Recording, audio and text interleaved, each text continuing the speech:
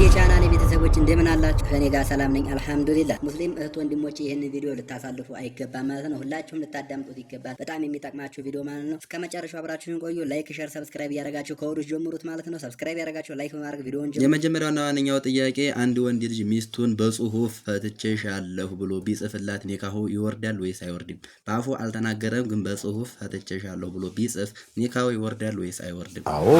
አዎ በጽሁፍ እንዴት አይወርድም? ፈትቼሻለሁ ብሎ ጽሁፍ ከላከ ፈትቻታለሁ ካለ ትፈታለች። ሁለተኛው ጥያቄ ጀናባ ላይ ሆኜ ቁርአን ብቀራ እንዴት ይታያል በሸሪዓ? ጀናባ ሆኖ ቁርአን አለመቅራቱን ይመርጣሉ ዑለማዎች። በቃልም ቢሆን ተሎ ማስወገድ የሚቻል በመሆኑ ጀናባ የሆነ ሰው ተሎ ይታጠብና ወደ ቁርአን ይዙር እንጂ ጀናባ የሆነ አይቅራ የሚለው የአብዛኙ ዑለማዎች መመሪያ ነው። በዚህ መሰረት ሁላችንም ጀናባ ላይ ስንሆን ቁርአን አንቀራ። አዝካር الصباح አዝካር المساء እንደዚህ ከሆነ ከአዝካር ጋር አብሮ የሚመጣ ካልሆነ በስተቀር።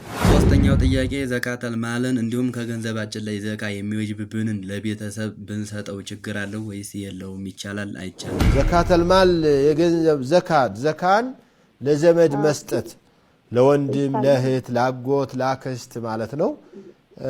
እነሱ በተለይ ዘካ በሚያወጣው ስር የሚቀለቡ ካልሆኑ ችግር የለውም። በሱ ስር ያሉ ካልሆኑ እሱ የመጨረሻው ዘመዳቸው ሆኖ እሱ መርዳት ያለበት ሆኖበት ባለበት ጊዜ ግን ለነሱ ዘካ መስጠት የለበትም። ምክንያቱም በእጃዙር የሱን ዕዳ እየከፈለበት ነው ዘካውን ማለት ነውና። ለምሳሌ አሁን የባለቤቴም ወንድም የኔም ወንድም የሆነ ታካል የሆነ በሚያደርግላቸው ድጋፍ ነገር በማይብቃቁ ቤታቸው ባላቸው ነገር የማይብቃቁ ሆነ እየተገራቸው መተገራቸውን ያወቅን ለሌላ አካል ለብቻቸው ነው የሚኖሩት ወይስ እናንተ ጋር? ኑሮ ይዘው ለብቻቸው ትዳር ይዘው ነው። ለነሱ ነው ዘካ የሚባለው። ለዚህ ነው እኮ አጅሩ ሲላ ወአጅሩ ሰደቃ የሚባለው ይሄ ነው። ሁለት አጅር የሚያስገኘው የሰደቃው አይነት እንደዚህ ነው። በዚህ በኩል ዘካሽን አወጣሽ፣ በዚህ በኩል ደግሞ ዘመድሽን አቋቋምሽ፣ ረዳሽ፣ ደገፍሽ።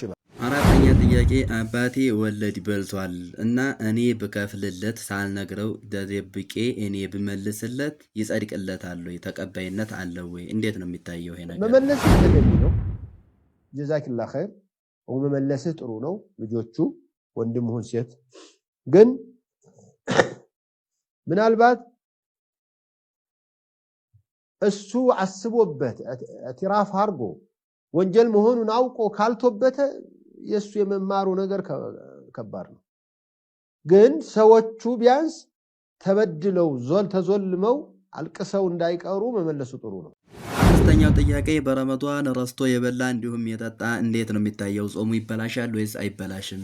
አይበላሽም። ነማ ሰቃሁ አላህ አጧመሁ አላህ ወሰቃ ብለዋል። አንድ ሰው ረስቶ ባይሆን አንዳንድ ሰው ብሎ ወስላታ ሰው ሳይረሳ ረስቻለሁ ብሎ ሊበላ ይችላል። ያ ከሆነ ይበላሻል፣ ልክ ነው እንጂ በትክክል ረስቶ ከሆነ ከማስተሚጠግብ ቢበላም አይፈርስበትም። ጦሙን መሙላት ነው ያለበት። ግን ትዝ ካለው ወዲያውኑ ማቋረጥ አለበት። የበላ ለምሳሌ መካከል ላይ ወይ እሱ ትዝ ይለዋል ወይ ሌላ ሰው መጥቶ ጦመኛ አይደለም እንዴ ሊል ይችላል። ያኔ አፍ ያለውንም ጭምር መጥፋት አለብህ ማለት ነው። ያን ያወቅህ ተንታልክ እስካሁን የበላ አልፈረሰም ነበር። ልክ ስታውቅ ካችን አፍ ያለችውን እንኳን ከዋጥቃት እሷ ታፈርሳለች። ስድስተኛው ጥያቄ አንዲት የክርስቲያን ጓደኛ ነበረችኝና አብረን በጓደኝነት እየኖርን ሳለ አንድ የቀን ሸይጣን አሳስቶኝ ተገናኘኋት እና እንዴት አድርጌ ነው ተውበት ላድርግ የምችለው? ተውበት ማድርገው እንዴት አድርጌ ነው? አላህ ይጠብቃችሁ፣ አላህ ይጠብቀን። ወደ ተውበት መመለስህ ራሱ አንድ ትልቅ ነገር ነው። አልহামዱሊላህ። ይሄ ትልቅ ወንጀል ነው፣ ዝሙት ነው። እኔ በጓደኝነት ራሱ ምን አይነት ጓደኝነት እንደምትሉት አላቅም። ዝሙት ትልቅ ወንጀል ነው። ከታላላቅ ወንጀሎች መካከል አንዱ ዝሙት ነው። ዝሙትን አትስሩት ሳይሆን አላህ ያለው አትቅረቡት ነው ያለው። ለዝሙት በሮች የሚከፍቱትን ነገሮች ሁሉ ራቁ ነው።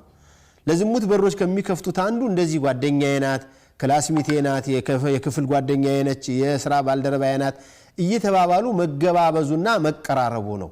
ከዚህ በኋላ ሸይጣን ማኸላ ረጁሉን ቢምራአትን ኢላ ካነ ثالثهما الشيطان ሶስተኛቸው ሰይጣን ነው። ሰይጣን አታሎ አግባብቶ እነሱን ወንጀሉን እስከሚሰሩ ድረስ ያደርሳቸዋል። ስለዚህ የመጀመሪያው ባለፈው ነገር መጸጸት ነው የተውበት ሸርጡ።